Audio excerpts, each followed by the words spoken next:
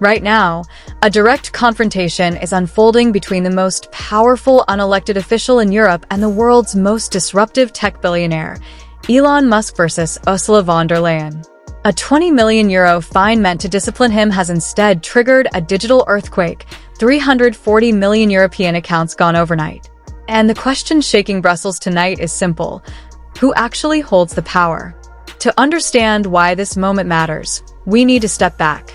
Von der Leyen has spent the last 5 years consolidating authority inside the European Commission, turning Brussels into the regulatory capital of the digital world.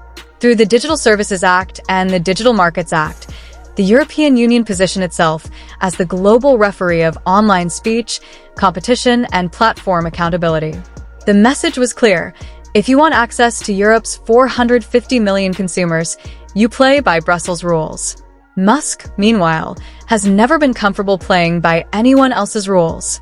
Since acquiring Twitter, now Twitter, in 2022, he has framed himself as a defender of free expression against what he calls bureaucratic censorship regimes. He clashed with advertisers, media institutions, and regulators across multiple continents. But Europe was always the biggest test. The EU doesn't just fine companies, it threatens market access.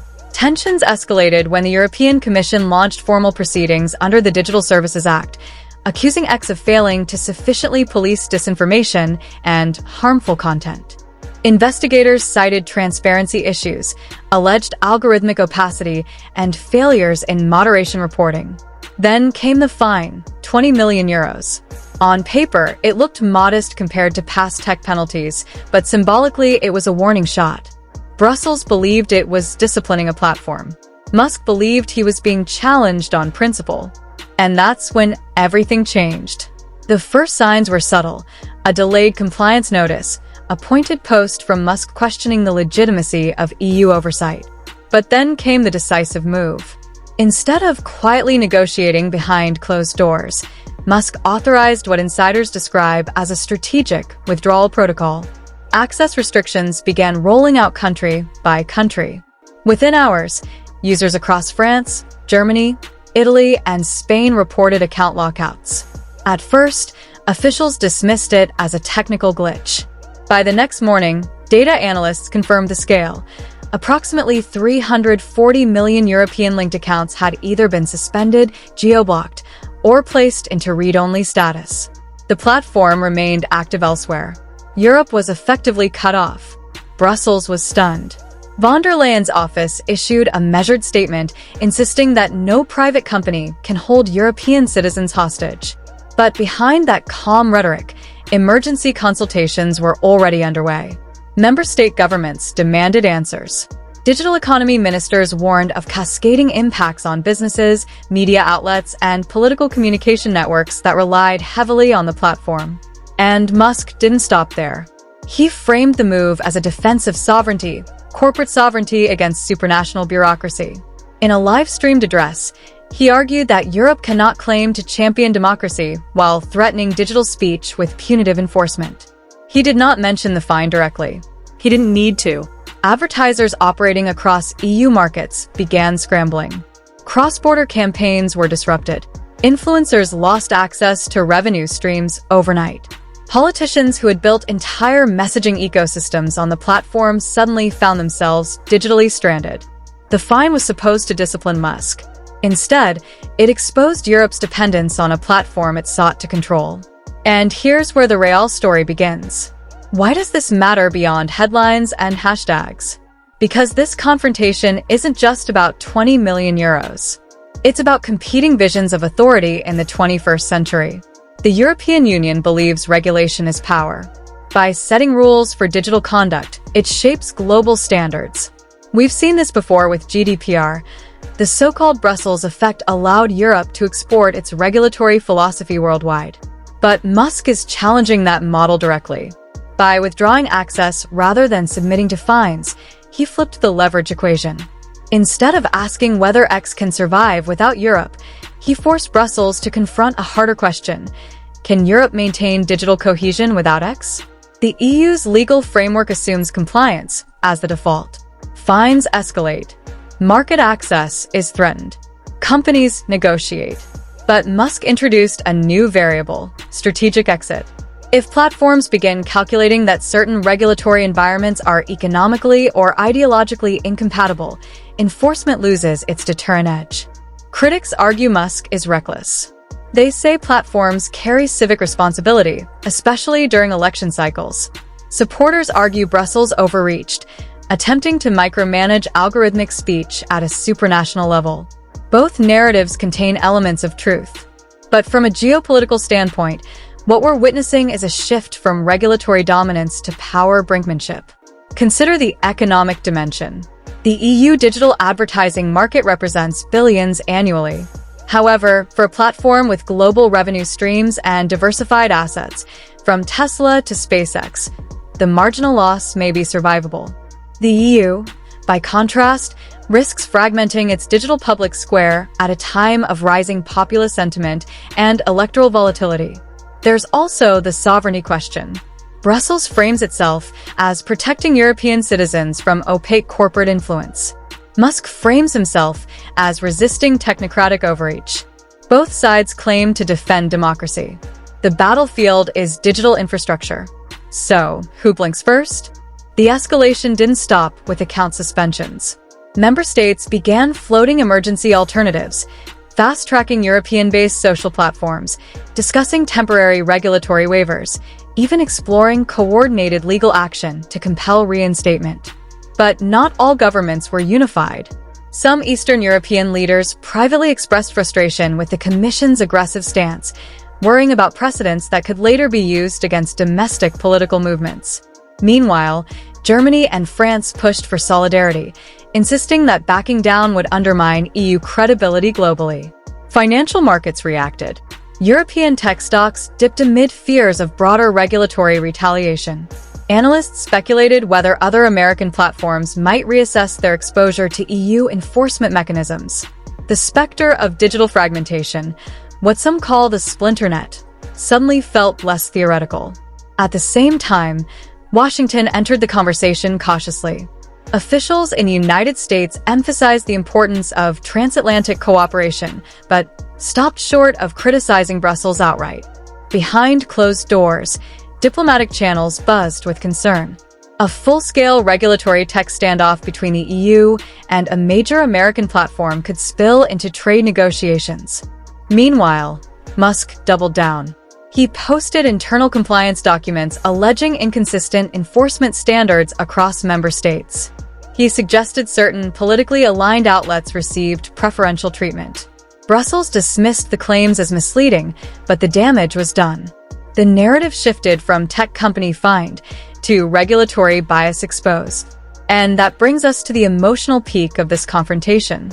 In a high-level press conference in Brussels, von der Leyen declared, "No individual billionaire will dictate Europe's democratic standards."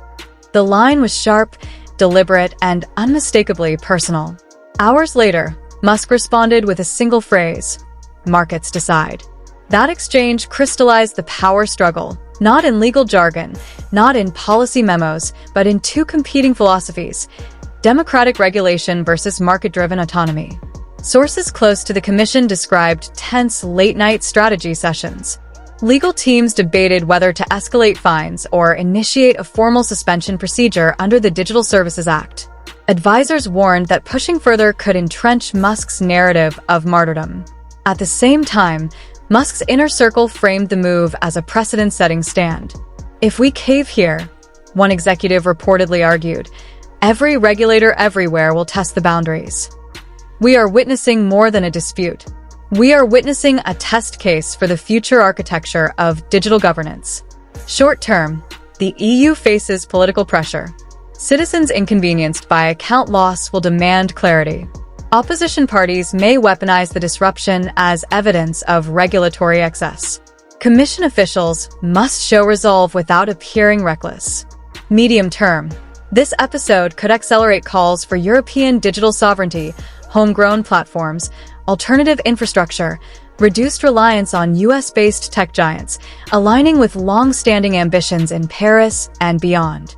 But building competitive ecosystems takes years, not weeks. Long-term, the precedent matters most. If a major platform demonstrates willingness to withdraw rather than comply, regulatory leverage weakens. Other companies might adopt hybrid strategies, partial compliance, selective withdrawal, negotiated carve-outs. Of course, there's a counterargument. Musk's move could backfire financially. European advertisers might permanently shift budgets elsewhere. Users may migrate to competitors.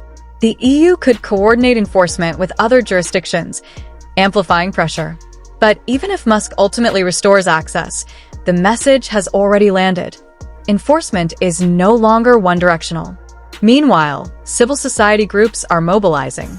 Some accuse Musk of holding digital speech hostage. Others accuse Brussels of politicizing platform governance. Lawsuits are being prepared. Parliamentary hearings scheduled. Each development adds another layer. Populist leaders across Europe are watching closely. For them, this confrontation reinforces a broader narrative of centralized bureaucratic control versus national sovereignty. They may not defend Musk explicitly, but they understand the symbolic value of challenging Brussels. Media coverage reflects polarization.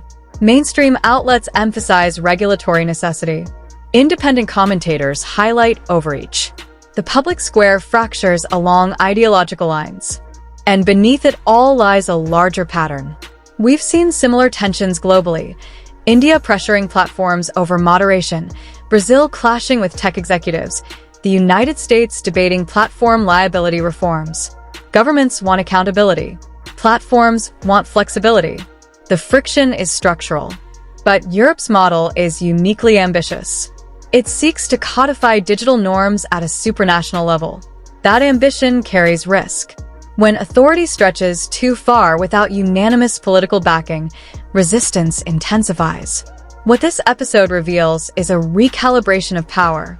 For decades, global institutions expanded influence through regulatory frameworks. Today, private actors possess infrastructure that rivals state capacity. The lines blur. The struggle intensifies. So what should we watch next? Will Brussels escalate fines into the hundreds of millions? Will member states fracture in their response? Will Musk compromise quietly, restoring access in exchange for procedural concessions? Wild cards abound. Upcoming European elections, advertiser boycotts, or a negotiated settlement that diffuses tensions before long-term damage sets in. One thing is certain, the digital governance era has entered a new phase.